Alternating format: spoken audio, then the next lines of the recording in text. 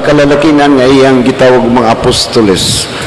Mao ni ato gospel reading kay ang gipistahan masab nato karon ang duha ka mga apostoles, si San Simon ug si San Judas. So ang Ginoo ray manluwas, pero nagbuot ang Ginoo na bisag siya lang ang only Savior, nagpili siya og mga tao nga moapil sa iyang mission. Dili mga Savior ang mga apostoles, pero kabahin sila sa mission sa atong Ginoo. Ug dayon balik ni Jesus sa langit, human sa iyang pagabanhaw, iyang gitapok ang 11 kay naghikog masudas, ug iyang gipadala sila aron pagwali sa tibok kalibutan ug ang mutuo pagabunyagan. Unya di lang kutos bunyag, tudloan nila ang tanan nga nabunyagan sa tanan nga gisugo sa Ginoo. Sa ato pa ang tanan binunyagan, mahimo usab ta nga dunay hagit, mahimo tang musunod gyud sa iyang kabubuton. Dili lang ta kutob sa bunyag, lahos kita sa pagpuyo sa maong pagtuo diha sa atong kinabuhi, diha sa atong pamilya o diha sa atong communities. Ug mao ni dako kayong hagit nga gihatag sa Ginoo, gihatag sa simbahan para nato. So magpadayon ta sa pagsaulog sa pagtuo, unya hubaron ta ni diha sa atong kinabuhi. Kaming mga pari, kamong mga laiko, puros ta tunay mga katungdanan, mga responsibilidad sa kinabuhi.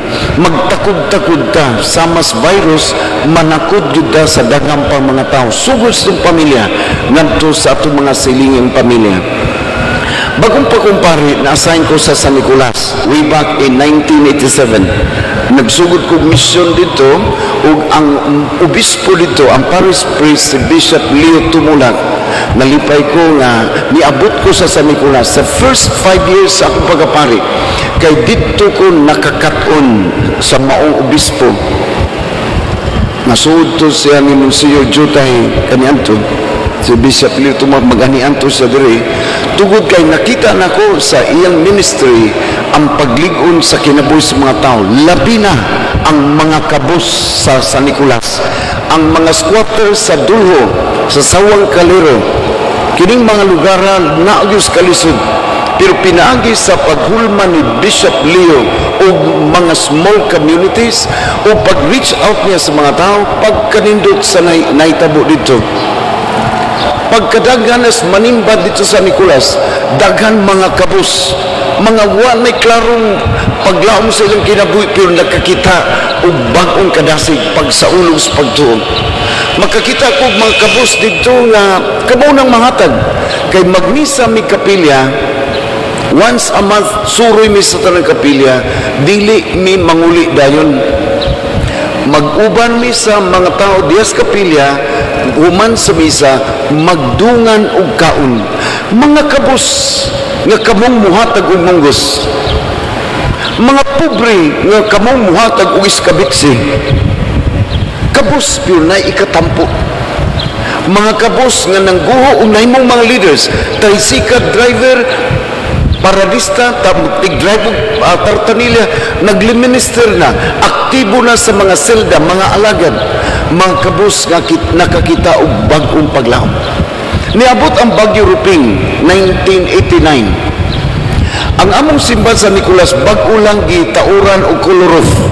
Usa to sa mga primerong simbahan nga nagkolorof during that time.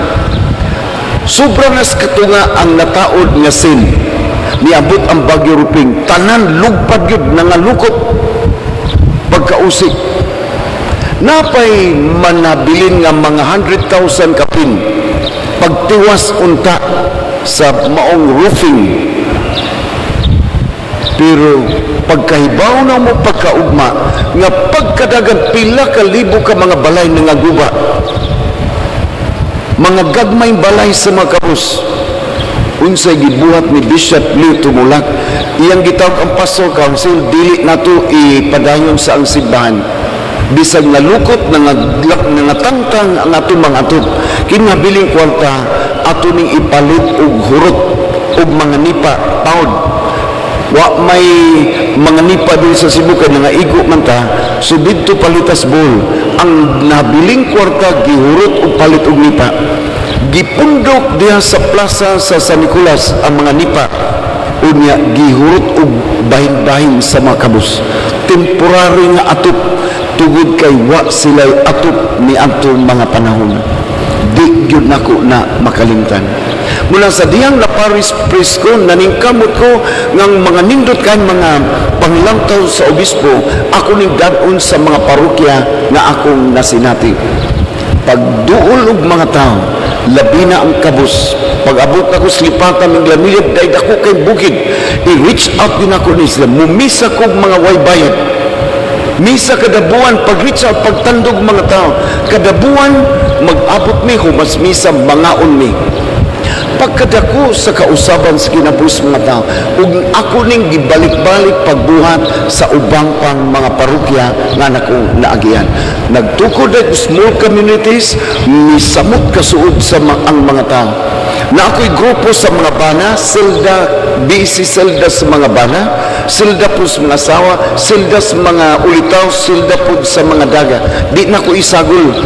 Kay isagol akong bana kasawa, na yung mga gayon nga ang bana di kasulti kay hadlok sa asawa nga naadiya.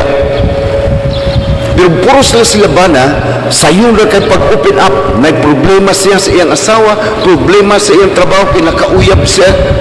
Masulti niya sa kauban niyang bana, pero maghisgot siya, ug lasay kabit, nakabit na uyab dito sa opisina, ug lang asawa, magbubot na silang duha. So, mo na nahitabo sa mga parokya akong nagihan. Unya, reach out din ko pagtabang sa mga naas kalisod. Dito ko slutupan, why Atlas Mining? Pobre ang majority sa mga tao dito. Nagkadagan ang manimba. Kay gikan sa Nicolas, nagkat-on ko sa pagpakumpisal. Tanang iskoy lang pakumpisalo na mo kada buwan. Gidaan ako ni slutupan. Unya, dagang mga batang nakakitag kadasi pagsaugos pagto. Pero pobre ang mga tao. Usa sa amo gihimo dito, certain chapels gi-divide into 9 poroks. Wa pa ni mauso ning purok-purok sa mga barangay. Nagsugod mi dito sa lutupan, ang usa ka kapilya i-divide og siyam ka purok. Aron inig novena, ang purok 1 in charge sa first day's novena hangtod sa purok 9. Pero dunay mamatay, hayaon labi na naas kalisod ang lamatay. Ang purok 1 mus apil sa novena o human sa novena, ang mga purok 1 members mo'y mo pa snacks. Purok 2 pa snacks hangtod sa purok 9. Ang tagtugod labi na pobre, di na kay sila mabukatan, di na mangutang sa tindahan o kape o pan, kaya ang mga silingan na ang magpakaon sa tanan na niapil sa novena. Ang tagtungod di na mugasto kay amugasto ang mga silingan na. Ang tagtungod tighilak na lang sila. Ug naibisita, hilak na pud. Yan laing bisita pa rin, hilak na pud. Muna lang naggasto. Kay naay silingan nga nagpakaban. Nanapoy lang namatay, amot na pud sila. Nanapoy lang namatay, amot sila. Akong giinan, ayaw mong bagulbul, nga nagsigi mong amot ug naay mamatay. May gani ang namatay, tuas pikas balay, was inyo. Ug nitubo ni karon ako sa paknan, ug ako na pong sugdan kay wa naman kay grabe ang pandemic karon. So sugdan ako ang mga silda sa bana ug silda sa mga sawa, mao na po'y mag-volunteer pagpakaon. Sugdan na mo within this month or next month nga ang mga silda mao ni mo pakaon pa snacks. Ug 5 ka silda, 5 ka gabi ang kulon sa 5 ka silda. So upat na lang ka adlaw ang gastuhon sa mga tagtugod. So ako pag i-meeting ang ako mga basic kay pinaagi ni ini, puy ana ang pagtuo diya sa paghigugma sa atong isip katao. Kana bang ginganlan og gifted to give? Sa 1992, bago kong nahimong Paris Priest sa Lipata, nakita na kong dagang makabus.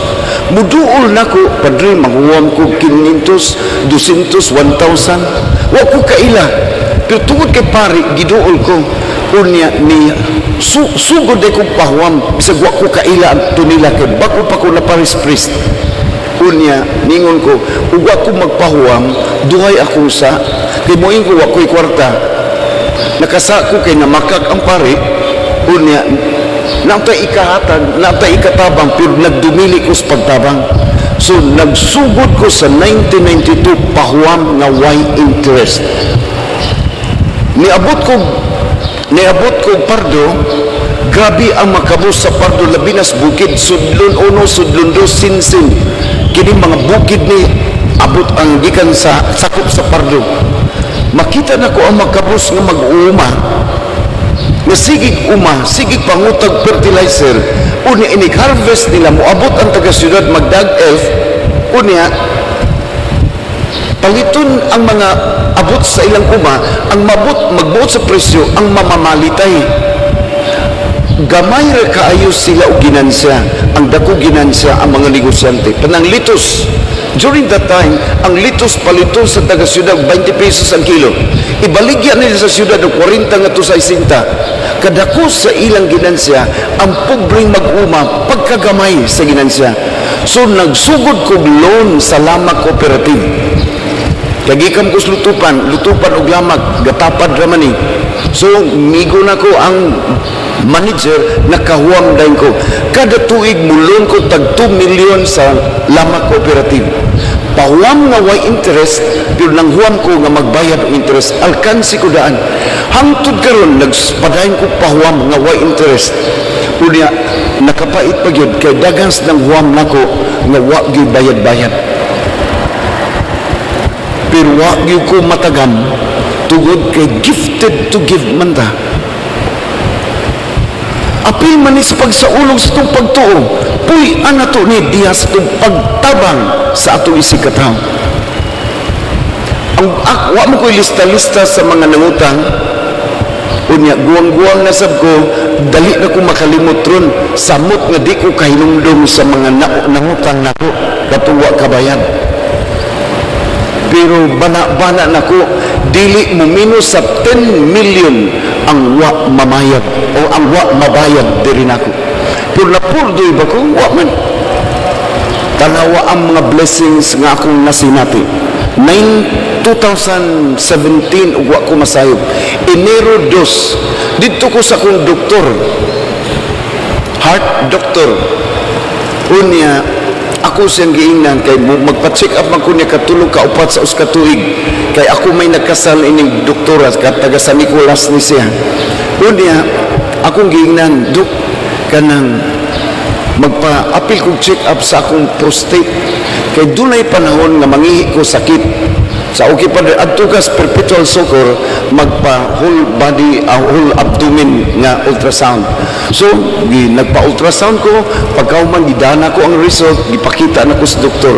October 3, January 3, ningon siya, okay ra imo heart padre, okay ra ang tanan, pero doon na kay dakong problema padre, kay mularga ra ba ka sa Amerika, ayaw larga o di ka magpa-opera sa imong gallbladder. Kay nasa result na kay multiple gallbladder stones. Paopiran gid, ayaw gyud dugay-dugay padre, kay adto ka atakiya sa Amerika, wa kay insurance pagkadako sa imong mabayran. Atakiyon ka sa eroplano padre, sakit kay white pain reliever nga makaayo ana. Nahadlok ko sa sultis doktor, pero nahadlok sa ko sa opera kay mahadlok og injeksyonan. So nag-announce ko sa mga taga Cebu nga tabangi kog ampo. Ampo lagi ko nga mag-aurora mami kada kadlaw dito. Sige ampo mga igtabang sa mga building. Nanawag ko sa kumama sa Amerika, matabangi ko. Unya after 10 days, nagpa-ultrasound ko balik sa high precision. Unya ang doktora akong giingnan, dok, tanawa ko na akong gallbladder. Nya iyang gitanaw, okay ra sir. Unya akong gihulbot ang result, dok, multiple gallbladder stones. Siya, limpyo kay mong gallbladder. Tanawa ang monitor, sir. Kini mo ni gallbladder. Ug na kay daghang bato, mag-itom-itom ni. Tanawa sir, puti kayo.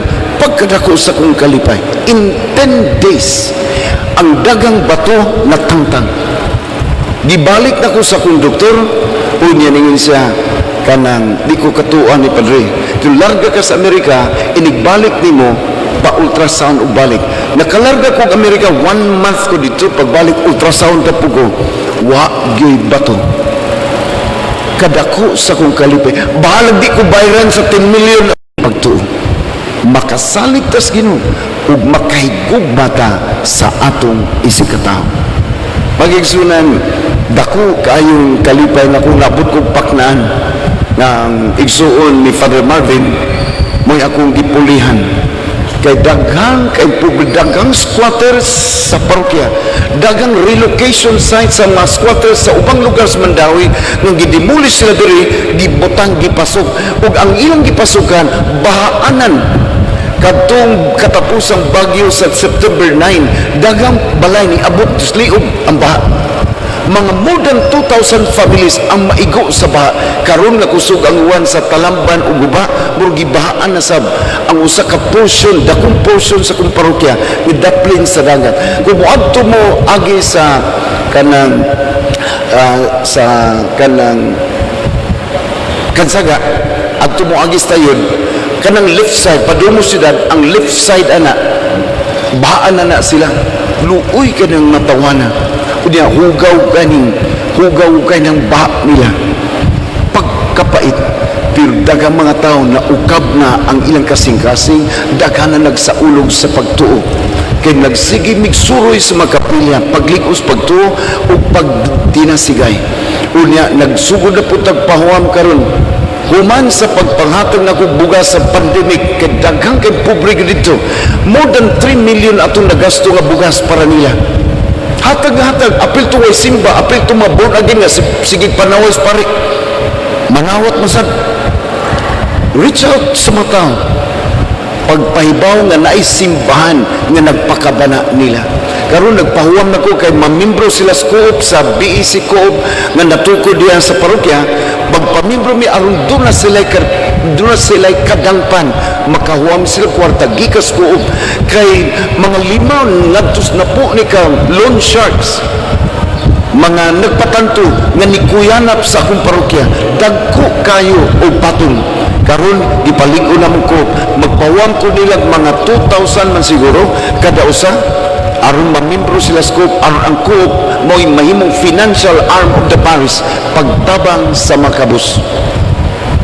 Okay, so na usa ka nindot nga hagit na atong padayunon ang pagtuo nga puy-an sa kadausa, puy-an sa katilingban, magpakapana ta labi na sa naa sa kalisod.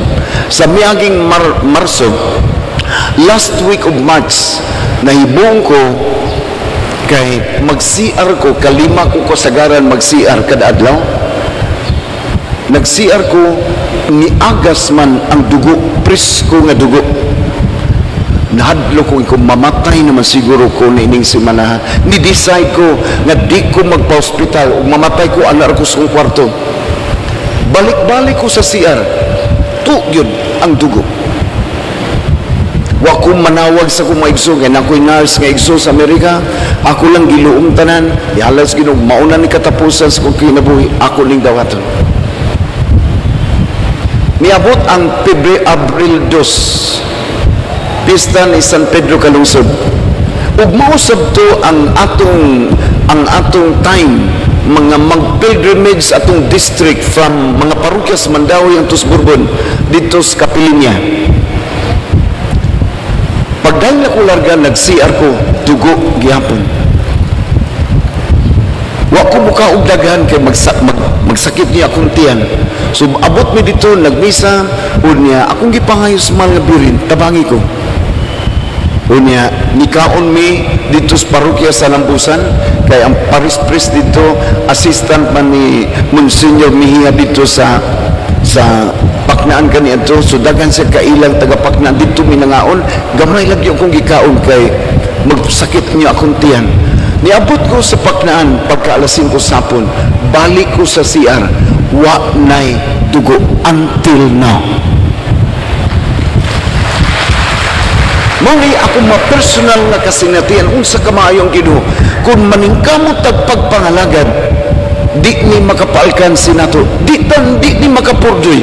Wa ko mabayrig more than 10 million sa nangutang na kong kabus. Walang ko masuko. Malipay ko nga di antong panahon sa ilang kalisod, dunay pari nga ilang naduol. Ug silang natabangan, makakat-o na pud sa pagtabang sa uban. Bisag di ko mabahiran, sila na pud ang mahimong saksi sa guban ni Kristo, kay sila na pud mo reach out sa uban. Dunay taga lutupan nga nipuyo na dinhi ambot ni Simba Masyaron. Diadto ko sa paknaan sa miaging 2 ka buwan, kay paapilon ko sa iyang misa dinhi. Unya ningon ko, ningon siya, Padre, aktibo biya misbisi ni tos lutupan. Iko, niyatong panahon na, daghan kong baktin nga gipanghatag sa mga pamilya, o magbuhi sila baboy, o makatabang sa ilang panginabuhi. Pero, wa may baboy nga nibalik na ko. Ningon siya, apil na ko adto, Padre. Niadto ko sa ilang balat, ilawom sa ilang balat, pagkadagan ng baboy. Kaya dito siya nakakaton sa pagpamuhi og baboy. Pagkadagang anay ilawom sa ilang bay. Nalipay ko nga niadtong panahon na kabos pa sila, unya nakasugod sila og pamuhig baboy nga makakwarta, ug siya na po'y nanudlo sa uban. Bahala kung di mabayran, pero doon na sila kasinatian sa usa ka pari nga nakapatandog sa ilang dughan. Unang kadausan ninyo, kung maka-reach out mo dagang pagmakos, kabus, labi na ang kabus, o di ato masuod, matandog sila, mamalik na sila sa pagsaulos, pagtuo, kadako sa kalipay sa langit. Kay dunay mga tao nga nakakita o bagong kahayag sa ilang pagtuo, tungod ninyo nga nagpakabana para nila.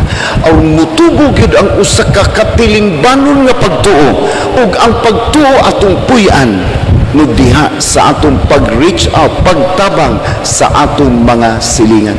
Ug mauni ang nindot kayong hagit, meaning pagsaulog tos piyesta, nasud pa gini sa atong pagsaulog sa 500 years sa atong pagka-Kristiyanos.